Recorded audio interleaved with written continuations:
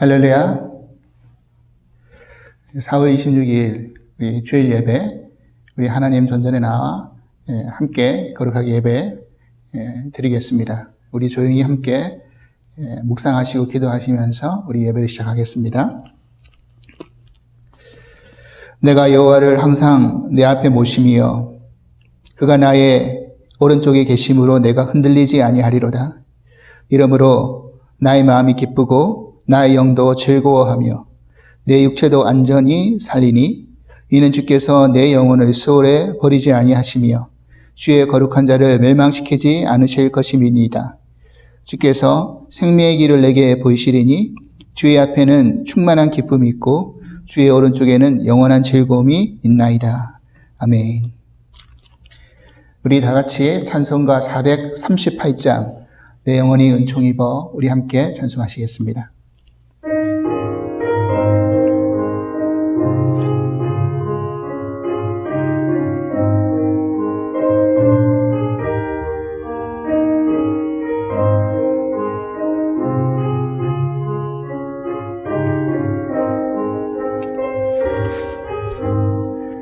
내 영혼이 은총 입어 중한 죄짐 벗고 보니 슬픔 많은 이 세상도 천국으로 와도다.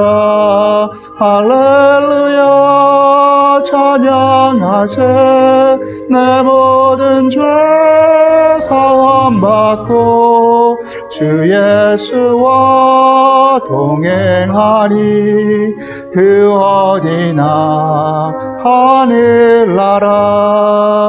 주의 얼굴 뵙기 전에 멀리 뵈던 하늘나라 내 마음속에 이루어지니 날로 날로 가깝도다. 할렐루야 찬양하세. 내 모든 죄 사함 받고 주 예수와 동행하니 그 어디나 하늘나라.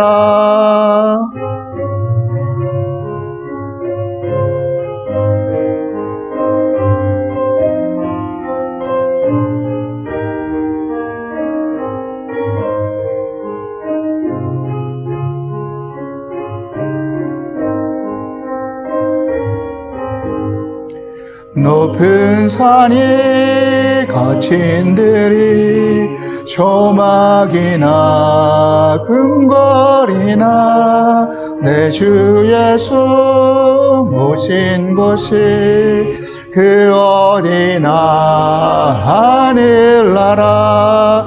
할렐루야 찬양하세.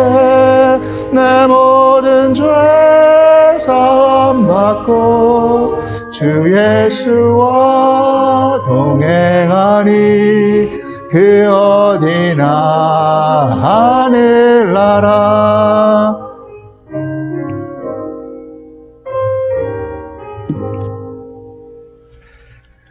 은혜와 사랑의 하나님, 매일의 삶 가운데 주님과 함께 동행의 경험을 하다가 오늘 거룩한 주의 날을 맞이하여 주님의 전전에서 예배를 드립니다.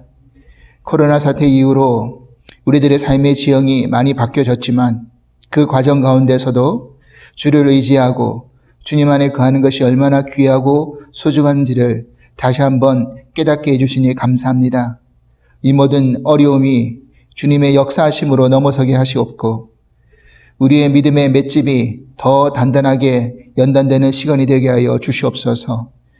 매일이 주의 날이지만 오늘은 더 특별히 성별하여 예배드리러 주님 앞에 섰을 때 말씀 가운데 역사하시는 주님을 만나게 하시며 우리의 모든 문제가 해결함을 받는 놀라운 은혜 경험하게 하여 주시옵소서. 우리들에게 들을 길을 허락하여 주시고 예배의 모든 시간을 주님 앞에 의탁하오니 주님만이 영광 받으시고 기뻐하여 주시옵소서. 감사하며 예수 그리스도 이름으로 기도합나이다. 아멘. 오늘 우리에게 주신 하나님 말씀은 마가복음 7장 31절에서 37절까지의 말씀입니다. 마가복음 7장 31절로 37절 말씀 제가 봉독하겠습니다. 예수께서 다시 두로 지방에서 나와 시돈을 지나고 데가볼리 지방을 통과하여 갈릴리 호수에 이르시매 사람들이 기먹고 말 더듬는 자를 데리고 예수께 나와 안수하여 주시기를 간구하거늘 예수께서 그 사람을 따로 데리고 무리를 떠나사 손가락을 그의 양귀에 넣고 침을 뱉어 그의 혀에 손을 대시며 하늘을 우러러 탄식하시며 그에게 이르시되 에바다 하시니 이는 열리라라는 뜻이라. 그가 그의 귀가 열리고 혀가 맺힌 것이 곧 풀려 말이 분명하여 졌더라. 예수께서 그들에게 경고하사 아무에게도 이르지 말라 하시되 경고하실수록 그들이 더욱 널리 전파하니 사람들이 심히 놀라 이르되 그가 모든 것을 잘하였도다. 못 듣는 사람도 듣게 하고 말 못하는 사람도 말하게 한다 하니라. 아멘. 샬롬. 주사랑 가족 여러분, 한 주간 평안하셨습니까? 이번 주간 중반부부터 이제 서서히 더워지기 시작했죠. 오늘도 마찬가지로 어제 오늘 무더위가 계속 이어지고 있는 것 같습니다. 이런 무더위 속에서 밤낮에 기온차가 심해지는데 특별히 감기 유의하시고요. 그리고 이렇게 계절이 지나가는 것처럼 우리에게 당해진 여러 가지 시간들, 어려움들 이런 것들 또한 하나님께서 그때에 맞춰서 변화시켜 주시고 바뀌어 나가게끔 바꿔주실 줄 믿습니다. 오늘은 에바다라는 말씀의 제목으로 우리 함께 말씀을 나누면서 은혜를 같이 나누기 원합니다. 지난주 저희는 이제 두로 지방에서 스로보니게의 귀신 들린 딸을 고치시는 장면에 대한 이야기를 나누었죠. 오늘은 예수님이 이제 두로 지방을 나오셔가지고 시돈을 거쳐서 데가볼리를 통과해가지고 지금 아래쪽으로 다시 내려오셨습니다. 그래서 갈릴리 호수에 이르렀더라라고 오늘 본문에 시작을 하고 있죠. 보통 이 갈릴리 호수가 그 지역상으로 보면 어느 한쪽은 유대 땅에 속한 그런 곳이 있었고요. 어느 한쪽은 이방 땅에 속한 곳이 있었습니다. 그러니까 지금 예수님이 도달하신 이 갈릴리 호수는 유대 땅 쪽이 아니라 이방 땅 쪽에 속한 그런 곳입니다. 이 갈릴리 호수의 주로 동편 쪽이 이방 땅에 속한 지역이었어요. 그러니까 지금 예수님께서는 계속해서 이방 땅을 돌아다니면서 이방 지방을 돌아다니면서 지금 사역을 계속하고 계심을 알 수가 있습니다. 그런데 아무리 이방 지역이라 할지라도 각 지역마다 유대인들이 이미 많이 살고 있었고 그리고 유대 나라뿐만 아니라 이방 지역에도 예수님의 소문이 널리 퍼져 있었기 때문에 예수님이 어디를 가신지 간에 사람이 모여들었고 그 모인 사람들이 예수님께 나와 자신의 질병과 문제를 해결함 받기 위해서 기도함 받기 위해서 그렇게 모여들기 시작했다라는 것이죠. 오늘 본문에서도 지금 갈릴리 호수 이방 지역이 어느 지역인지는 지칭하고 있지는 않지만 그 이방 지역의 어느 부분에 이르렀을 때 그곳 사람들 중에서 몇 사람들이 나와서 지금 귀가 먹고 말이 어눌한 사람을 지금 한 사람을 데리고 예수님께 나와서 예수님께 이 사람을 위해서 안수해서 좀 고쳐주십시오라고 간구하는 장면이 오늘 본문에 등장을 합니다. 예수님께서는 그 사람을 어떻게 하십니까? 무리 속에서 데리고 나오셔가지고 손가락을 양귀에 넣으시고 또 침을 뱉어서 그 손을 혀에다 대신 다음에 탄식하시면서 하늘 우러러 기도하시면서 뭐라고 말씀하셨죠? 바로 에바다라고 말씀하신 것이었습니다. 여러분 성경에 보면요. 예수님께서 그 복음서에서 아람어로 말씀하신 구절이 세 군데 등장하거든요. 우리가 앞서서 살펴보았듯이 달리다굼이라는 아람어가 있었죠. 소녀의 일어나라라는 의미죠. 그리고 엘리엘이 라마 사박다니 하나님 어찌하여 나를 버리십니까? 이런 의미죠. 그것도 아람어였습니다. 그런데 오늘 그 마지막 세 번째 우리가 살펴볼 본문의 구절이 바로 에바다라는 아람어입니다. 보통 이 성경에 아람어가 등장을 하면요, 꼭 그 아람어가 무슨 뜻인지 부연해서 그 의미를 꼭 기록해 두고 있습니다. 그래서 이 에바다라는 아람어는 바로 열리라라는 뜻이라는 거죠. 열려라, 열리다, 이런 의미가 바로 에바다라는 의미라는 것입니다. 지금 귀먹고 또 그로 인하여서 말이 어눌한 사람에게 예수님이 지금 닫혀진 귀가 열리고 굳어진 혀가 풀어질 수 있게끔, 열려질 수 있게끔 하나님께 탄식하며 기도하시면서 그렇게 외치시고 계시는 것이죠. 에바다. 그랬더니 지금 그 막힌 귀가 열리고 그리고 굳어진 혀가 풀려지는 놀라운 기적의 역사가 일어났다라는 것이 오늘 본문의 내용이라는 겁니다. 여러분, 예수님은요, 공생의 기간 동안 눈먼 자, 귀먹은 자, 안진뱅이, 그리고 중풍병자, 문둥병자, 이런 많은 그런 치유 사역을 행하셨습니다. 그런데 이런 어떤 치유 사역이 단순한 어떤 육신의 질병의 문제로서 우리가 바라보기만 하면 지금 이 시대 우리 속에서는 크게 은혜 될 바가 없죠. 내가 그런 질병이 걸리지 않는 한, 또 내 주변에, 내 이웃에, 내 가족 중에서 그런 질병이 있지 않는 한, 우리가 거기에 말씀을 집중해서 은혜를 내려달라고 기도하기가 참 쉽지 않다라는 것입니다. 그냥 단순한 남의 이야기일 뿐이죠. 그런데 이 모든 성경의 질병의 이야기는 항상 죄와 결부되어 있다는 겁니다. 그래서 이것이 그냥 단순한 육신의 문제가 아니라 우리의 영적인 문제와 함께 연결해서 생각할 때 우리에게 크나큰 깨달음과 은혜가 되어진다는 사실입니다. 결국 오실 메시아가 그런 사역을 할 것임을 성경에서 말해주고 있는 것입니다. 이사야 35장 5절에서 6절 말씀 읽어보면 이렇습니다. 그때 맹인의 눈이 밝을 것이며 못 듣는 사람의 귀가 열릴 것이며 그때 저는 자는 사슴같이 뛸 것이며 말 못하는 자의 혀는 노래하리니 이는 광야에서 물이 솟겠고 사막에서 시내가 흐를 것임이니라. 그렇죠. 오실 메시아가 이런 일을 할 것이라는 것을 예언하고 있는 것입니다. 우리가 다시 오실 재림 메시아, 재림 주님을 우리가 기다리는 이유도 바로 이런 이유라는 것이죠. 육신의 질병뿐만 아니라 우리의 영적인 보지 못하는 눈, 다친 귀, 앉아있는 그런 안진뱅이, 그런 더러워진 문둥병, 중풍병, 이런 모든 것들이 영적인 눌림에서, 묶임에서 자유해지는 그런 역사가 일어날 것임을 우리는 기대하고 또 기다리고 있는 것이죠. 그런데 오늘 예수님께서 지금 귀먹고 말이 어눌한 자를 고치시는 이 장면을 우리가 주목해서 보면 이전에 예수님이 치유했던 그런 모습과는 조금 차별적인 그런 예수님의 행동들이 등장하죠. 그게 뭡니까? 그냥 그 사람들이 이 사람을 데려왔을 때 요구했던 것처럼 예수님 지금 이 사람에게 좀 안수해 주십시오. 안수하며 기도해 주십시오. 그래서 일병을 좀 고쳐주십시오. 예수님이 그렇게 하실 수도 있잖아요.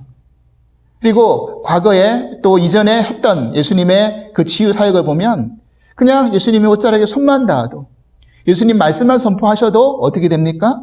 그 질병이 떠나가고 귀신이 떠나가고 예수님께로서 능력이 나가서 병을 고침받는 그런 역사가 일어났던 게 사실입니다. 근데 오늘 본문은요, 예수님께서 뭘 하고 계십니까? 귀먹고 말이 어눌한 자에게 손가락을 그 양쪽 귀에다가 넣으십니다. 그리고 고개가 갸웃거려지는 게 뭐냐면 좀 지저분한 것을 아주 우리가 볼 때는 침을 뱉습니다. 그래가지고 그 침 뱉은 손을 그 혀에다 대죠.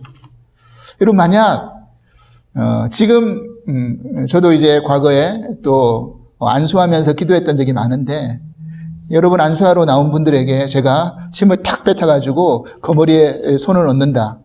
거기까지는 괜찮아요. 어디 다친 함부에 예를 들어서 혀라도 이렇게 되면 여러분 마음이 어떻겠습니까? 기분이 어떻겠습니까?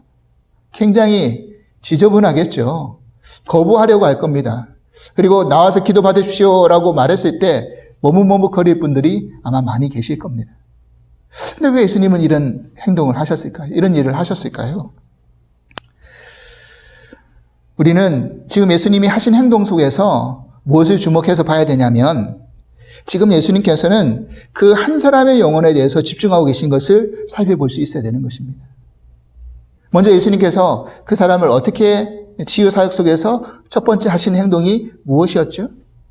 그것은 다름 아니라 무리에게서 그 사람을 떼어서 다른 곳으로 데리고 가셨습니다. 그 한 사람을 지금 데리고 와서 그 한 사람의 문제 속에서 예수님이 집중하고 계시는 것이었어요. 그 다음에 어떻게 하셨습니까? 그 다음에 손가락을 양귀에 넣었죠. 그런데 가만히 한번 생각해 볼까요? 이 사람은 지금 듣지 못하는 사람이었습니다. 만약 듣는 사람이라고 한다면 예수님이 너의 질병에서 떠나가라. 너의 묶인 것에서 풀어져라. 열려져라. 이렇게 예수님 말씀하시면 그 사람이 들을 수 있기 때문에 예수님이 지금 뭐를 하려고 하시는지를 아마 다 알 수 있었을 거예요.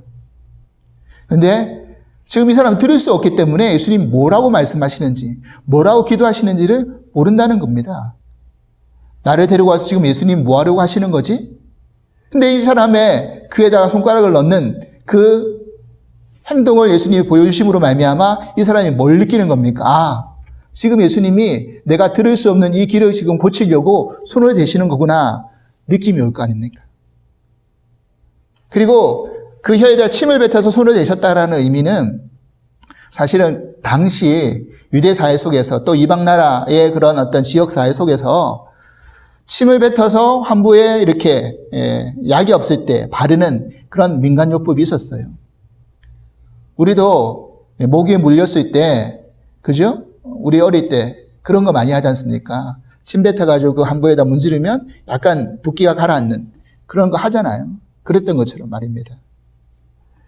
그런데 지금 예수님께서 지금 그런 민간요법을 하시려고 그렇게 하셨다라기보다는 뭘 하고 계시는 걸까? 저는 그렇게 생각했습니다. 지금 예수님은 그렇게 하지 않으셔도 충분히 그 모든 질병으로부터 떠나게 치유할 수 있는 능력을 발휘할 수 있는 분임에도 불구하고 뭐 하고 계신 겁니까? 지금 예수님이 그 사람의 수준에 맞춰서 지금 치유의 사역을 보여주고 계신 거예요. 그 사람의 입장에서 지금 그 치유 사역을 펼쳐나가는 것입니다. 그러니까 그 한 영혼의 입장과 마음과 그 수준에 예수님이 맞추고 계시는 것이죠. 이것이 중요하다는 겁니다. 그 다음에 예수님이 하늘을 우러러 탄식하고 기도하시죠. 저는 이 장면 속에서 예수님이 왜 탄식하셨을까? 이것을 묵상해 보았습니다. 물론 그 한 영혼이 불쌍했기 때문에 예수님이 탄식하실 수 있었겠죠. 불쌍히 여겼기 때문에. 그러면 그 영혼에 뭐가 그렇게 불쌍한 것이었습니까? 세상에 그보다 더 어렵고 힘들고 더 고통받고 있는 많은 사람들이 있습니다. 근데 예수님이 탄식하셨다라는 그런 표현이 잘 등장하지 않거든요. 저는 말씀을 묵상하면서 이런 가정을 해보았습니다. 만약에 어떤 사람이 사고를 당해가지고 눈이 멀든지 아니면 귀가 머는 그런 일이 생겼다라고 치자고요. 그러면 어떤 것이 더 최악일까요? 물론 사람에 따라 다르겠지만 저는 귀가 머는 일이 더 최악이라고 생각을 합니다. 왜냐하면 귀가 멀면 우리는 무엇을 할 수 없습니까? 들을 수 없기 때문에 말할 수도 없을 뿐만 아니라 어떻게 되는 거죠? 하나님의 복음을 우리는 접할 수가 없기 때문입니다.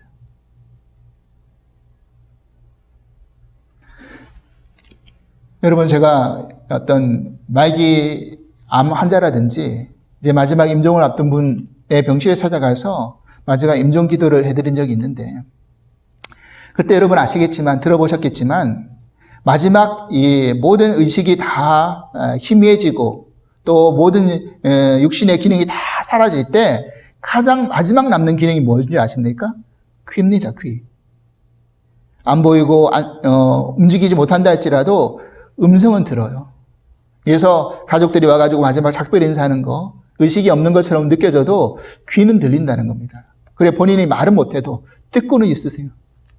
그래서 간절히 기도를 하다 보면 그분이 말은 못하시지만 눈물을 흘리시는 경우들이 많아요. 그래서 만약 그분이 하나님을 영접하지 못하고, 주님을 영접하지 못하고 마지막 그 임종을 맞이하는 그 순간에 영접 기도를 하드리잖아요. 여러분, 그것도 구원받을 수 있는 기회가 되는 것입니다. 그래서 그렇게 영접 기도해드리면서 제 말에 시인하시면 다른 거 못하시더라도 눈이라도 한번 깜빡해 보십시오. 말로 시인하지 못하더라도. 그래서 눈이라도 한 번씩 깜빡거리면 들으시는 거였어요. 차라리 우리가 세상에 유혹된 것에 눈을 감고 하나님의 복음을 들어서 구원을 얻는 것이 더 나을 수 있다고 생각하기 때문에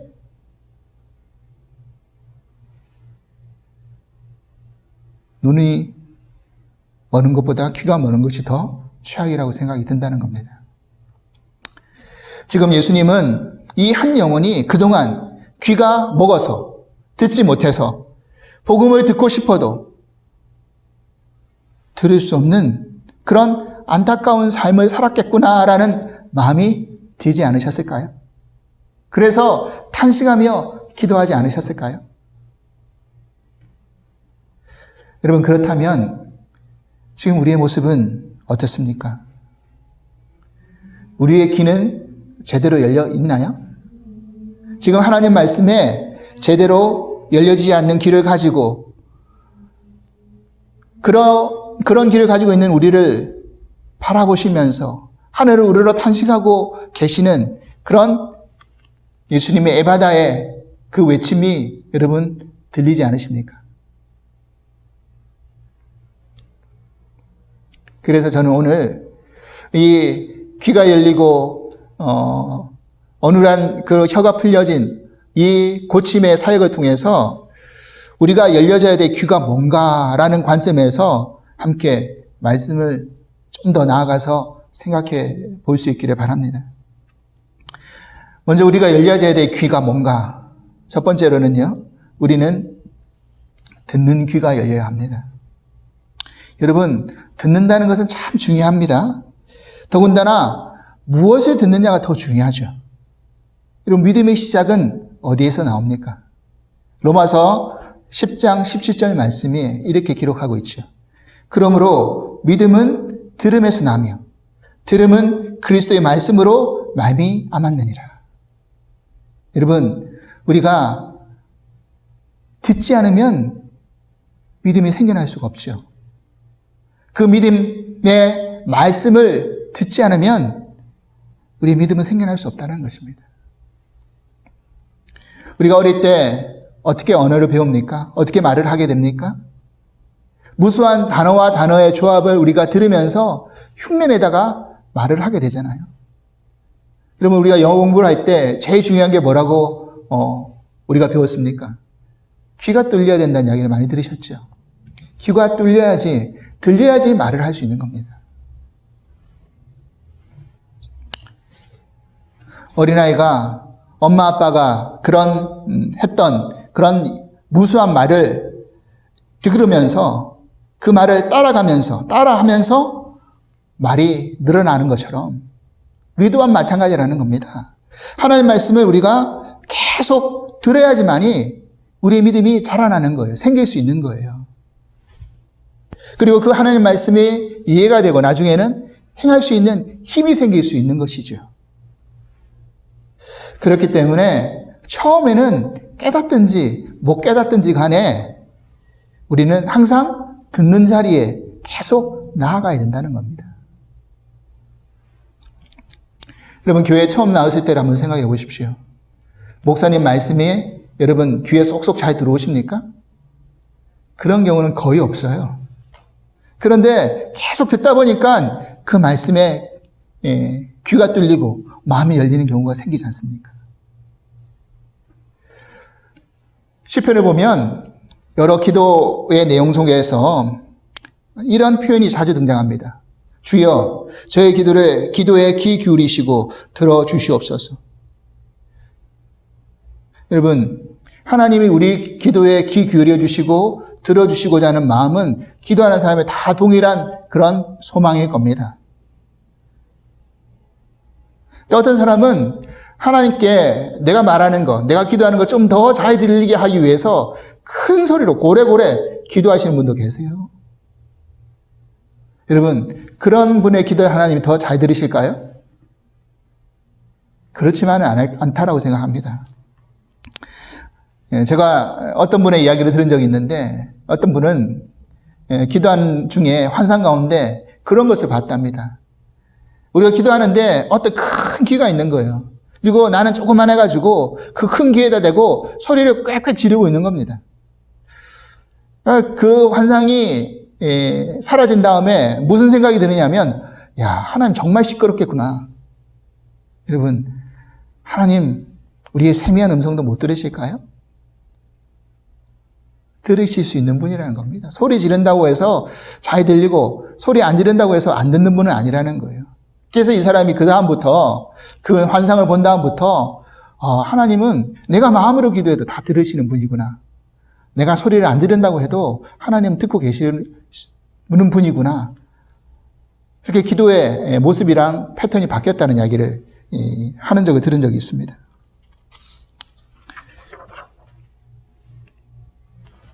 여러분, 우리가 이렇게 내 기도, 내 음성을 하나님이 정말 간절히 들어주기를 우리가 원하지만 반대로 하나님께서 우리에게 물으실 때 그렇다면 너는 나의 말에 정말 귀를 기울이고 있느냐라는 질문 앞에 우리 자신 있게 대답할 수 있는 존재들입니까?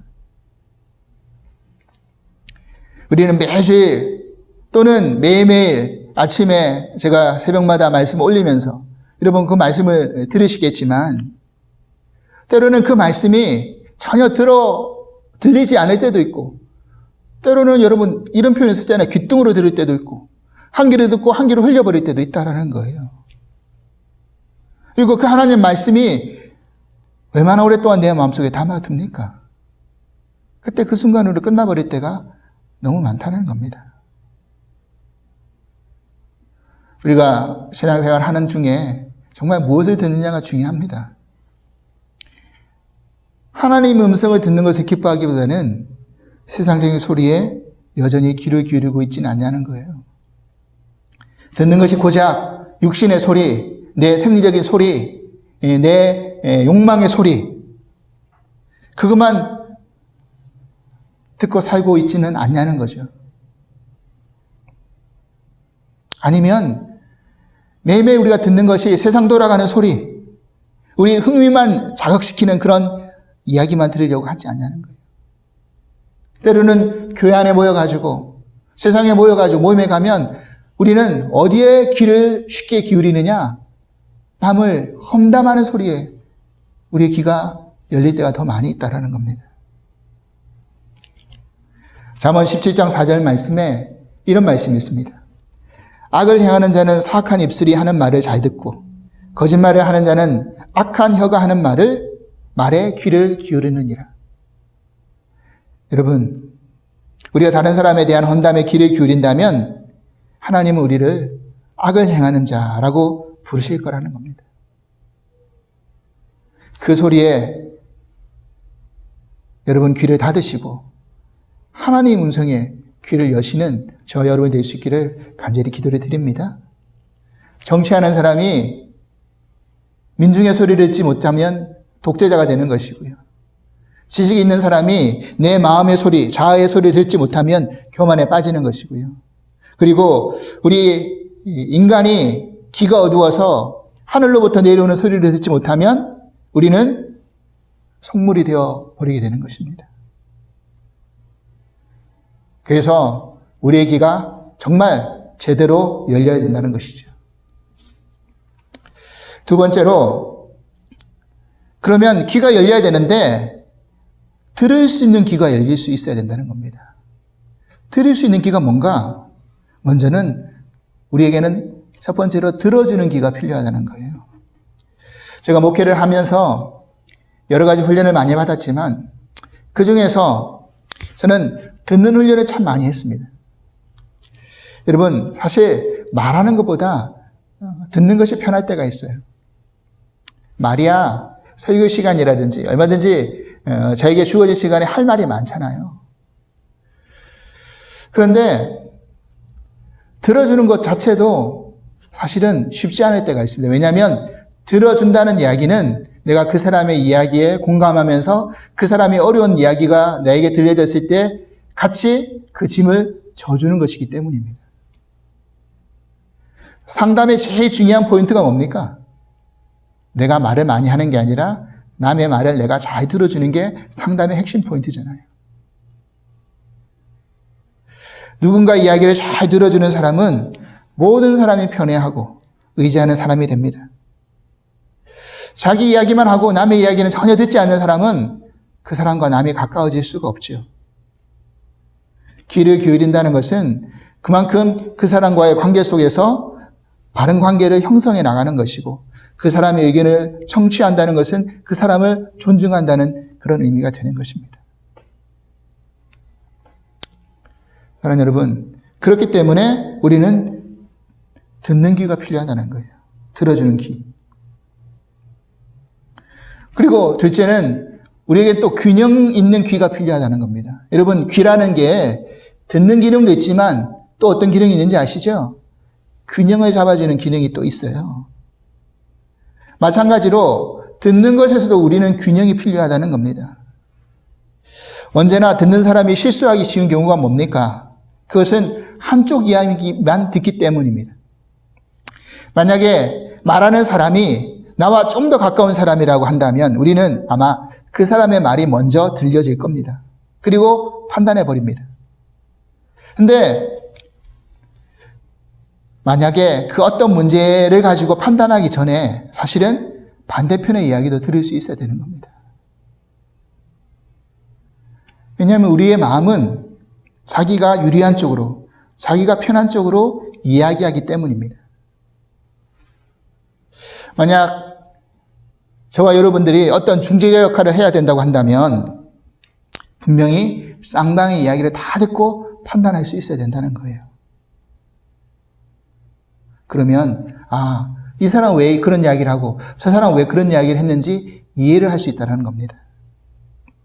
제가 목회를 하면서 사실 그런 것을 훈련을 받습니다. 목회자는요, 사실 어느 한쪽을 손들어주는 그런 사람이 될 수가 없어요. 생명을 살리는 일이기 때문에 언제든지 양쪽을 다 살려야 됩니다. 만약에 내가 어떤 한쪽에만 편을 들고 한쪽에만 손을 들어주면 한쪽은 버리게 되는 것이죠. 실족하게 되어버리시는 것이죠. 그래서 정말 양쪽을 중재하기 어렵다고 한다면 내가 그 중간에서 강제로 끼어들려고 하지 말고 하나님 앞에 맡기는 것이 바른 태도입니다. 어느 편에도 치우치지 아니하고 하나님께서 저들의 마음을 만져달라고 기도하는 것이 최종의 모습이라는 거죠. 그래서 우리는 균형 있는 귀가 필요한 것입니다. 그리고 듣기 싫은 이야기도 들을 수 있어야 되는 겁니다. 그렇기 때문에 세 번째, 우리에게는 할례받는 귀가 필요하다는 거예요. 예레미야 5장 21절에 보니까 이런 표현이 등장합니다.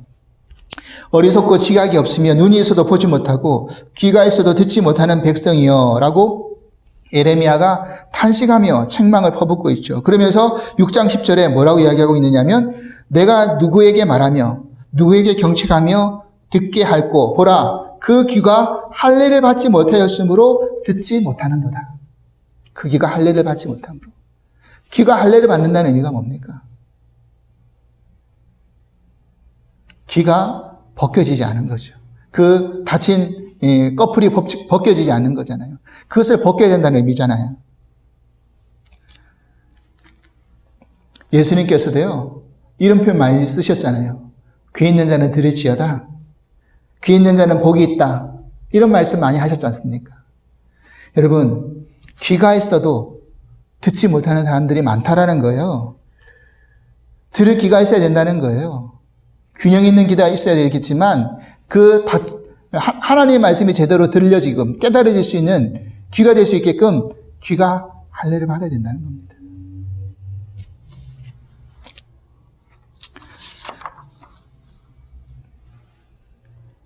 오늘 저와 여러분들이 하나님의 음성이 제대로 들려질 수 있는, 깨달을 수 있는 그런 귀가 열릴 수 있기를 간절히 기도를 드립니다. 마지막으로 세 번째, 여러분, 들을 수 있는 귀가 열리면요, 닫힌 마음이 열립니다. 예부터 우리는 눈은 마음의 창이라고 이야기했잖아요. 근데 귀는 마음의 문이라고 저는 생각이 듭니다. 여러분, 한자에 거룩할 성자가 있는데 그 거룩할 성자의 한자를 여러분 나중에 인터넷에 한번 찾아보십시오. 그 한자를 보면요, 그 글자에 귀이자가 등장합니다. 그러니까 우리의 귀가 제대로 열려서 제대로 우리의 마음이 열릴 때 우리가 거룩해질 수 있는 그런 사람이 될 수 있다는 이야기죠. 오늘 본문에 등장하는 이 귀가 막히고 말이 어눌한 사람, 사실 예수님이 그 사람을 바라보면서 무엇까지 보셨을까요? 귀만 막힌 게 아니라, 말만 어른한 게 아니라 그 마음까지 닫혀진 것을 아마 보셨을 겁니다. 그래서 지금 에바다라고 외치시는 거죠. 그 외침을 이제 처음 듣게 되는 거죠. 그래서 닫힌 귀가 열리고 굳은 혀가 풀려지는 역사가 일어나는 겁니다. 사실 이 사람이 한 건 아무것도 없어요. 아마 예수님이 이 치유의 역사를 하려고 그 행동을 취하고 계실 때 마음속으로 무슨 마음이 들었을까요? 예수님, 맞습니다. 제발 그런 어떤 치유의 예수님의 능력이 저에게도 좀 일어나게 해주십시오. 라고 마음속으로 외치지 않았을까요?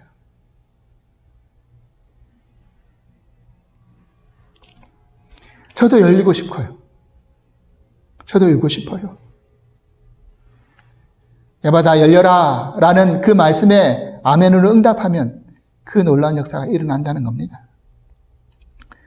사랑하는 여러분, 요한계시록 3장 20절 말씀에 이런 말씀이 있습니다. 보이지어다 내가 문 밖에 서서 두드리노니 누구든지 내 음성을 듣고 문을 열면 내가 그에게로 들어가 그와 더불어 먹고 그는 나와 더불어 먹으리라. 아멘.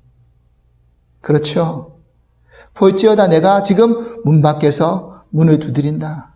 너희들의 마음의 문을 두드린다. 너희들의 마음의 문을 두드리는데 내 음성을 듣고 문을 열면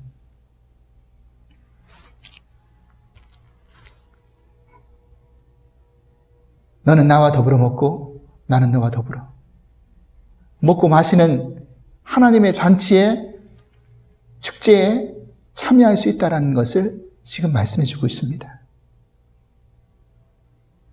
지금도 예수님께서 우리에게 이렇게 말씀하고 계시지 않을까요? 열려라 제발.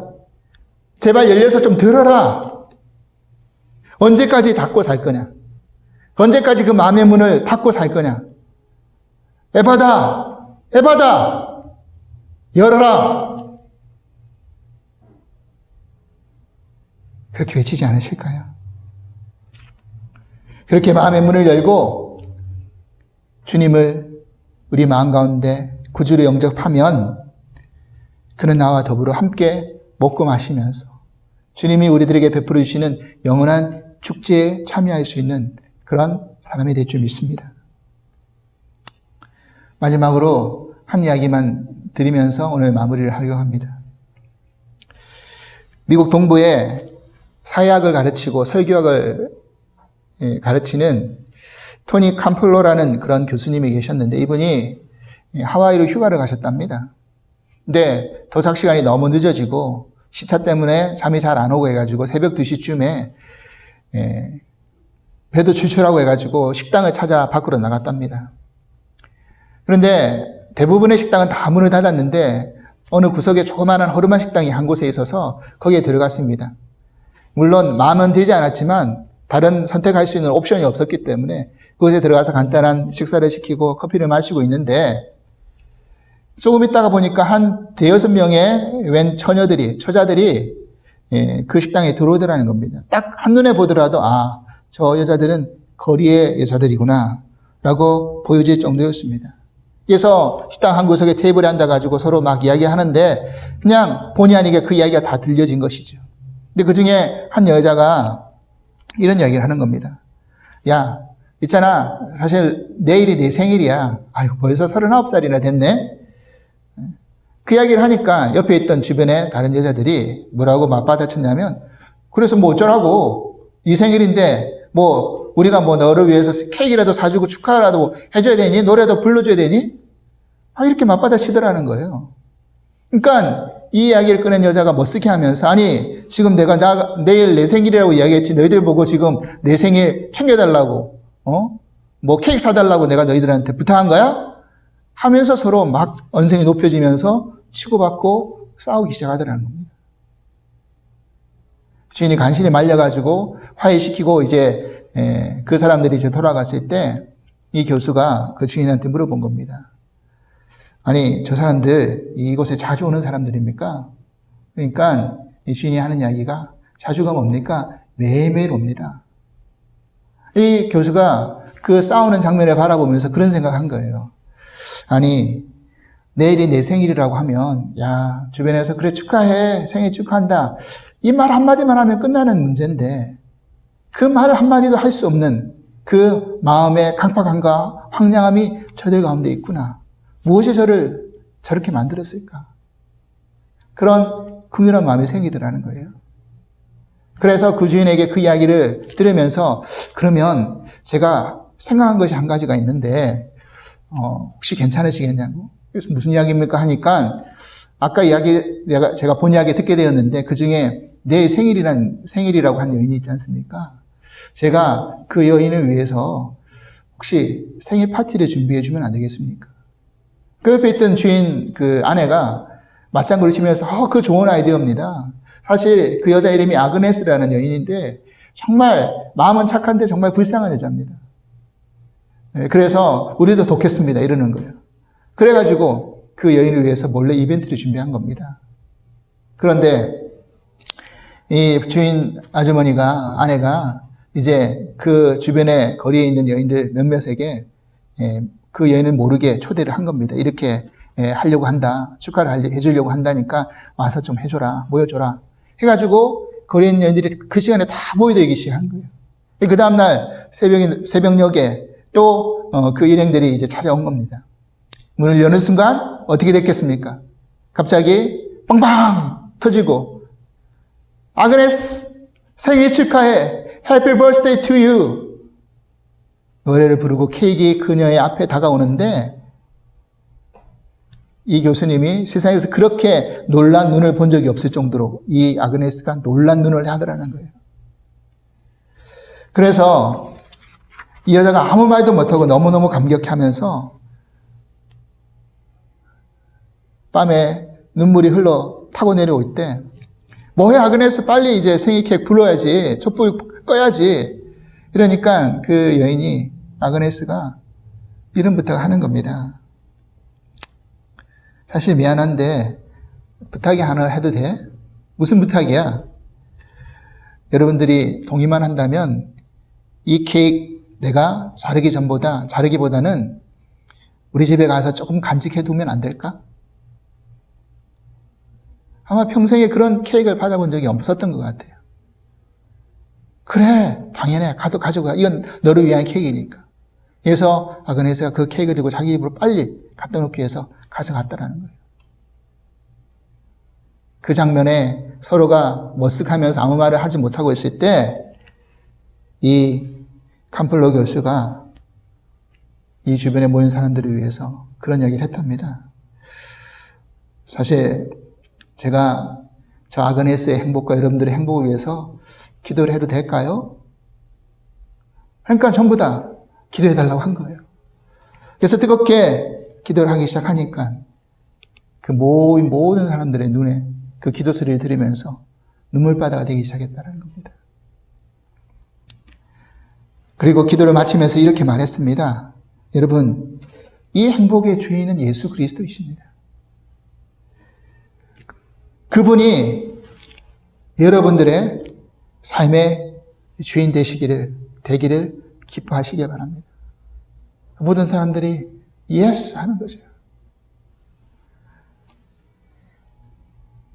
그래서 간폴로 교수가 정말 가상교회에 같지 않은 곳에서 상하고 다친 마음이 활짝 열리는 광경을 바라보면서 이 정말 엉성한 이 식당에 하나님 나라가 임하는 광경을 목격했다라는 겁니다. 그래서 그 사건을 경험하고 난 다음에 쓴 책의 제목이 뭐냐면 하나님 나라는 파티입니다. 그 제목을 썼다라는 거예요. 사랑하는 여러분, 우리 신앙생활을 한다는 것은 그냥 교회만 왔다 갔다 하는 것이 아닙니다. 내가 믿음을 갖는다, 신앙을 한다는 것은 하나님이 초대한 그 잔치, 축제에 우리가 참여하는 거죠. 하나님의 음성을 듣고 우리의 마음의 문을 열면 너는 나와 더불어 먹고 나는 너와 더불어 먹고 마시리라. 이 축제의 놀라운 그 장면이 시작된다는 사실을 여러분 잊지 않으실 수 있길 바랍니다. 여러분들의 닫힌 마음의 문이 열리고 하나님의 음성이 들려지기 시작하는 순간, 그리고 그것을 깨닫고 우리가 그 삶을 살아내는 순간, 그런 놀라운 축제의 현장이 우리의 삶 곳곳에서 일어날 수 있습니다. 오늘 여러분 한 주간 또 여러분의 가정에서 또 살아가실 때 여러분의 가족 안에서 이런 조그마한 축제가 매일매일 일어날 수 있기를, 펼쳐질 수 있기를, 주님과 더불어 함께 그렇게 행해질 수 있기를 주님으로 간절히 기도를 드립니다. 하나님 아버지 감사합니다. 열려라 에바다, 주님이 하늘을 우러러 탄식하며 애타게 외치고 계십니다. 우리가 믿음 생활하고 교회를 다니고 있지만 우리도 모르는 가운데 귀가 닫혀지고 있지는 않은지, 비록 하나님의 말씀을 듣기는 듣지만 우리의 마음의 문은 열지 않고 그냥 흘려보내고 있지는 않은지를 다시 한번 돌아보게 하시니 감사를 드립니다. 이제는 우리에게 들을 수 있는 귀, 들려지는 귀, 또 정말 균형 잡힌 귀, 우리의 귀가 할례를 받아서 온전히 깨달을 수 있는 그런 귀가 될 수 있길 바랍니다. 그리고 그 귀가 열리고 우리 마음의 문이 활짝 열려서 우리의 어눌했던 음성이, 어눌했던 그런 말이 온전히 하나님 앞에 영광 돌리고 고백할 수 있는 그런 음성들이 될 수 있기를 간절히 소망합니다. 하나님이 우리 위해서 잔치를 베푸시고 축제를 허락하시려고 하시는데 여전히 문 밖에서 두드리시는 그 주님의 음성을 듣지 못하고 우리의 마음의 문을 닫고 있지는 않은지를 돌아보게 하시며, 이번 한 주간 이 마음의 문이 활짝 열려서 주님과 함께 멋지게 축제하고 변화된 삶을 살아갈 수 있는 저희 모두가 될 수 있도록 축복하여 주시옵소서. 감사하며 예수 그리스도 이름으로 기도합나이다. 아멘. 이제 찬송가 540장, 우리 주의 음성을 내가 들으니, 우리 함께 찬송하시겠습니다.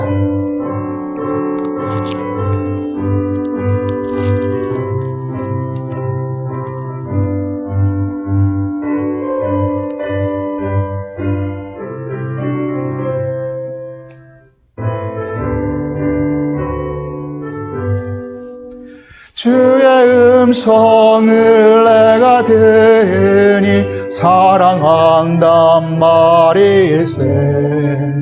믿는 마음으로 주께 가오니 나를 영접하소서. 내가 매일 십자가 앞에 더 가까이 가오니 그새 주의 흘린 보배 피로써 나를 정케 하소서.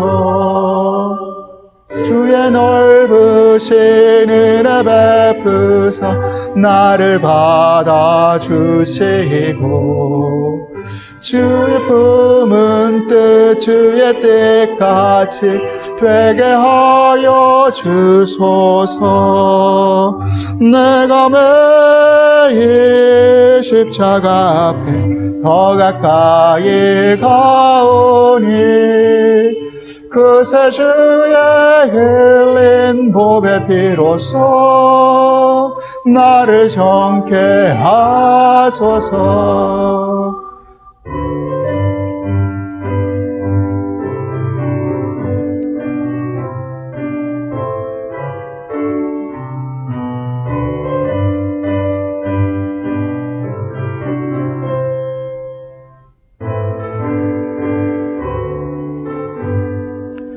주의 보좌로 나갈 때에 어찌하니 기쁠까. 주의 얼굴을 항상 배우니 더욱 친근합니다. 내가 매일 십자가 앞에 더 가까이 가오니 그새 주의 흘린 보배 피로써 나를 정케 하소서. 우리 그 주의 넓은 사랑을 증량할 자 없으며 주가 주시는 참된 기쁨도 헤아릴 수 없도다. 내가 매일 십자가 앞에 더 가까이 가오니 그새 주의 흘린 보배 피로써 나를 정케 하소서.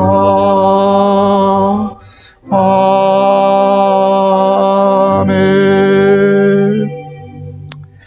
이제는 우리 주 예수 그리스도의 크신 은혜와 하나님 아버지의 그 지극하신 사랑하심과 보혜사 성령님의 인도하심의 은총이 열려라 에바다 그 주의 음성을 우리가 듣고 우리의 귀가 열리고 우리의 귀가 깨달아지고 우리의 마음까지 열려서 주님을 높이 찬양하고 또 주님과 동행할 수 있는 그런 삶이 되기를 결단하는 당신의 사랑하는 모든 성도님들을 위해 주께서 지금부터 영원토록 함께 하시기를 간절히 축원하옵나이다. 아멘.